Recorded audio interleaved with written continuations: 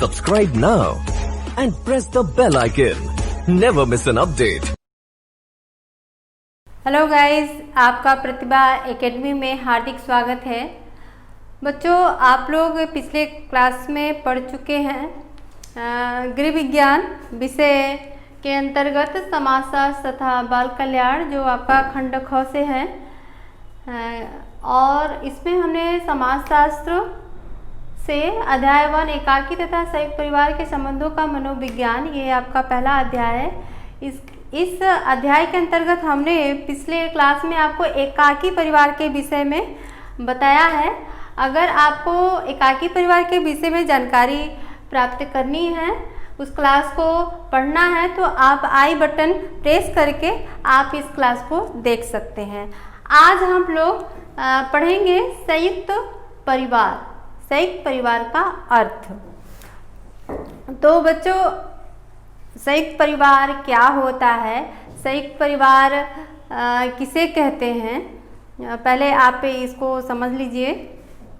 संयुक्त परिवार का अर्थ होता है कि उसमें एक पीढ़ी के नहीं बल्कि 2 या 3 पीढ़ियों के सदस्य होते हैं। जैसे कि दादा हैं, दादी हैं, माता पिता और ताऊ ताई उनके बच्चे, चाचा चाची उनके बच्चे, बुआ भी रहती हैं ऐसे परिवारों में। तो उस परिवार में कई पीढ़ियों के सदस्य संयुक्त परिवार में पाए जाते हैं। तो आइए आप इसके अर्थ को पहले समझ लीजिए। संयुक्त परिवार का अर्थ भारतीय समाज में पारंपरिक रूप से पाए जाने वाले परिवारों को समाजशास्त्रीय भाषा में संयुक्त परिवार कहा गया है। भारतीय समाज में आपको अधिकतर संयुक्त परिवार देखने को मिल जाता है। संयुक्त परिवार प्रत्यक्ष अथवा परोक्ष रूप से परस्पर संबंधित विभिन्न पीढ़ियों, जिसमें सामान्य रूप से 3 या अधिक के सदस्यों का एक प्राथमिक समूह है, जिसके सदस्य सामान्य आय व्यय में योगदान देते हैं। जिसके सदस्य यानी कि जो उसमें मेंबर होते हैं, सभी की आमदनी जो भी होती है एक जगह वह संचित होती है और उसी आय से व्यय होता है, उसमें सभी की भागीदारी होती है तथा एक धर्म के अनुयायी बनकर सामान्यतः एक साथ निवास करते हैं। एक धर्म को मानते हैं, साथ में पूजा पाठ करते हैं और धर्म के अनुयायी बनकर सामान्यतः एक साथ निवास करते हैं। इस समूह की सदस्यता के फलस्वरूप सभी सदस्यों को निर्धारित अधिकारों एवं कर्तव्यों का पालन करना पड़ता है। इस समूह के यानी कि जो संयुक्त परिवार के सदस्य होते हैं, उनके कुछ सामान्य अधिकार एवं कर्तव्य होते हैं। सबको कुछ निर्धारित कर्तव्य मिलते हैं, कर्तव्यों का निर्वहन करना होता है और उसी के हिसाब से उनको अधिकार की प्राप्ति होती है।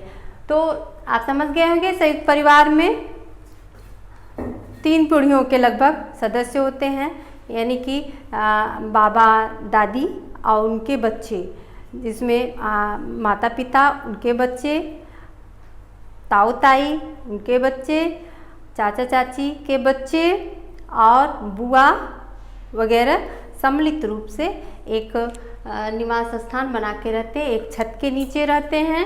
सबकी आय एक जगह संचित होती है, एक जगह आय का स्रोत कहीं से भी हो और जहाँ से भी वो कमा कर ले आए, एक जगह वह धन एकत्रित होता है और मुखिया के द्वारा संचालन होता है परिवार का। आइए अब देखते हैं संयुक्त परिवार की परिभाषा क्या है। संयुक्त परिवार की परिभाषा बहुत से विद्वानों ने की है, जिसमें हम पहली परिभाषा ले रहे हैं IP देसाई की।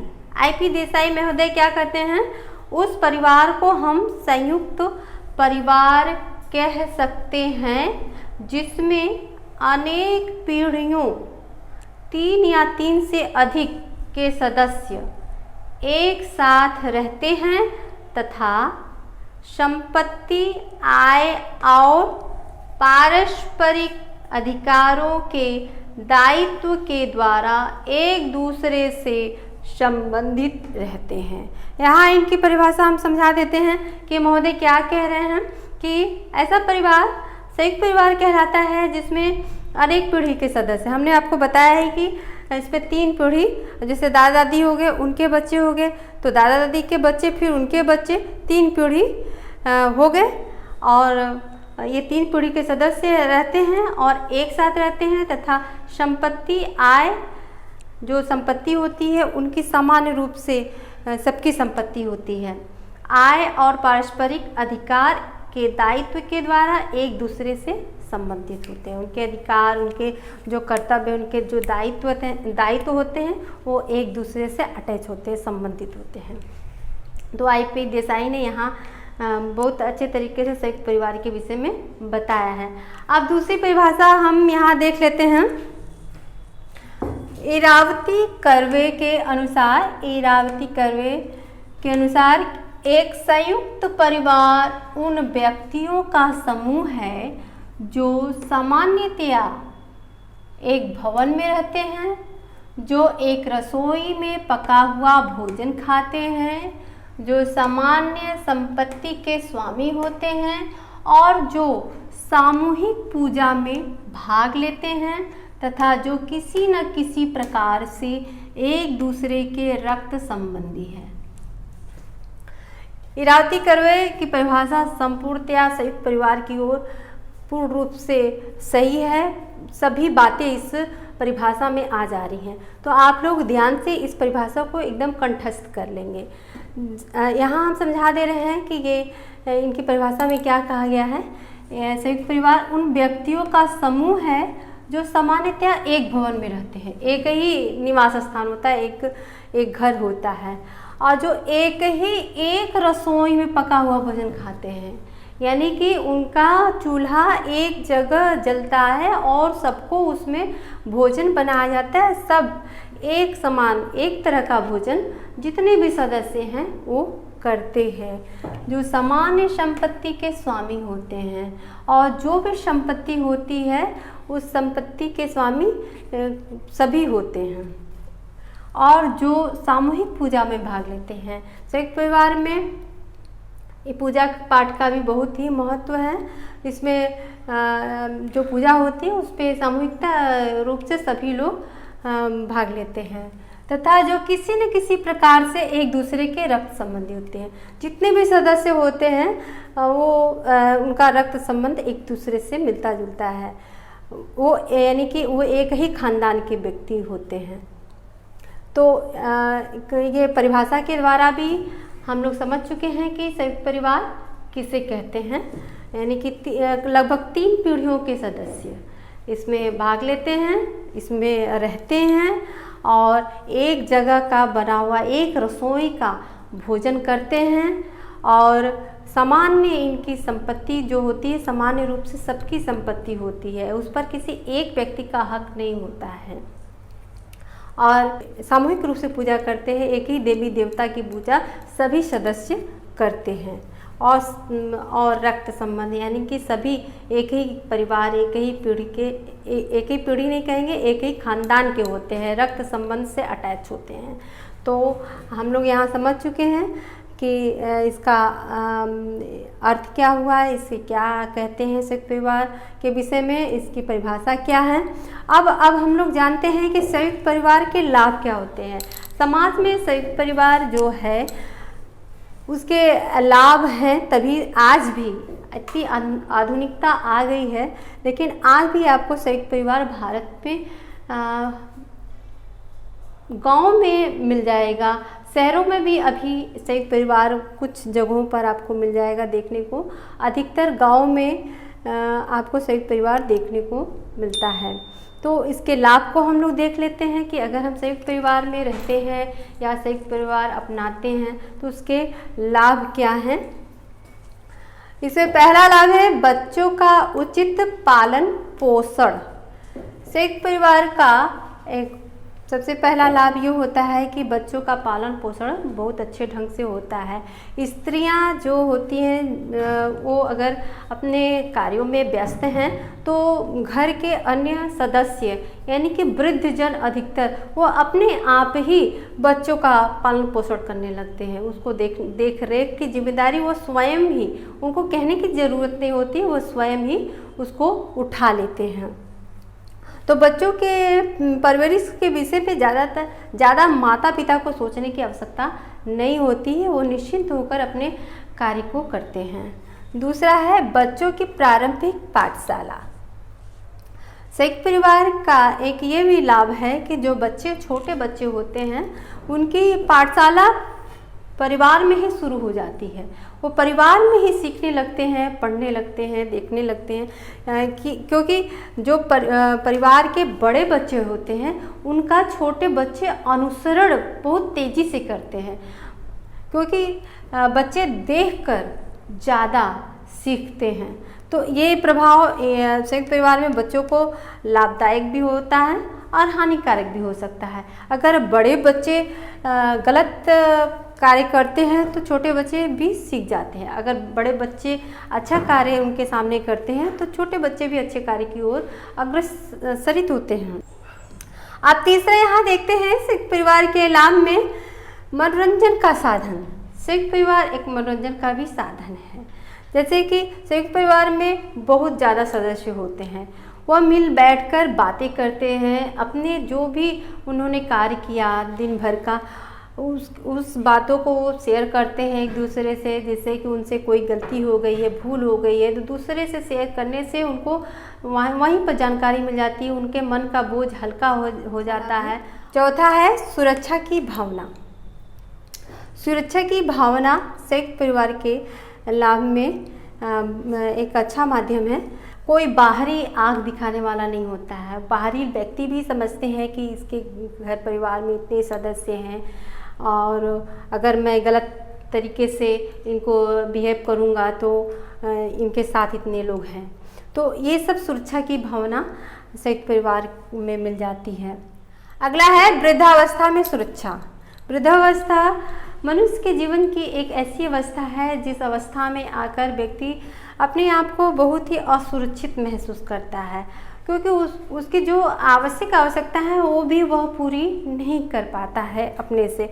तो उसके लिए वो संयुक्त परिवार में अगर वह वृद्ध व्यक्ति रह रहा है तो उसकी सुरक्षा का कोई ज़्यादा उसको चिंता नहीं करना पड़ता, क्योंकि उसको अपने आप ही सब कुछ उसको मिल जाता है। बिना वर्क के, बिना काम किए ही उसको भोजन, वस्त्र, आवास की सुविधा सब कुछ उसको मिल जाता है। और अब अगली हेडिंग देख लेते हैं, छठवीं सामाजिक नियंत्रण।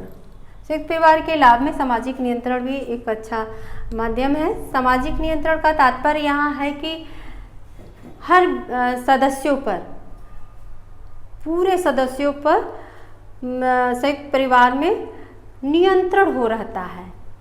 हर व्यक्ति, हर सदस्य नियंत्रण में रहकर कार्य करता है, जिससे कि उससे कोई गलत कार्य होते भी नहीं होता है। मुखिया अगर कोई सदस्य सही ढंग से कार्य नहीं करता है तो मुखिया उसको दंड भी दे सकता है।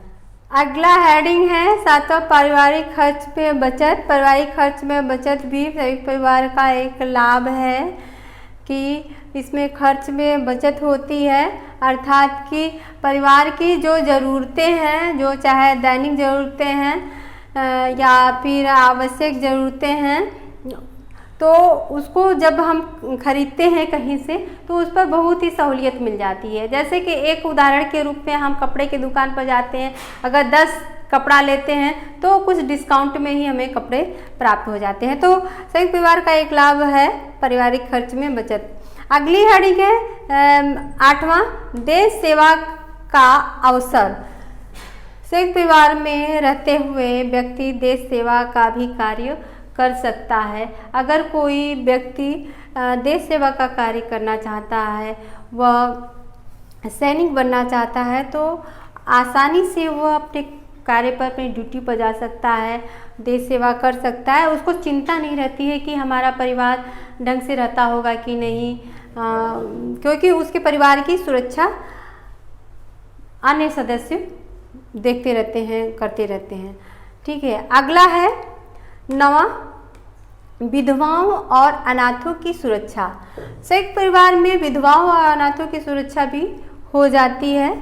जैसे कि कोई स्त्री विधवा हो गई है तो ऐसे ही उसका जीवन बहुत ही नीरस हो जाता है, उसकी तो दुनिया ही उजड़ जाती है। लेकिन अगर वो संयुक्त परिवार में रहती है तो उसको बहुत ही सहूलियत हो जाती है, उसे कहीं और जाकर अपना आंचल नहीं फैलाने की आवश्यकता होती है, वो उसका जीवन आराम से व्यतीत हो जाता है। अगला है विभिन्न अनुभव प्राप्त करने का स्थान। संयुक्त परिवार में विभिन्न अनुभव प्राप्त करने का भी स्थान है, क्योंकि बहुत से ऐसे सदस्य हैं कि उनके जीवन में कितनी कठिनाइयाँ आती हैं संयुक्त परिवार में, वो अपनी कठिनाइयों को शेयर करते हैं परिवार में।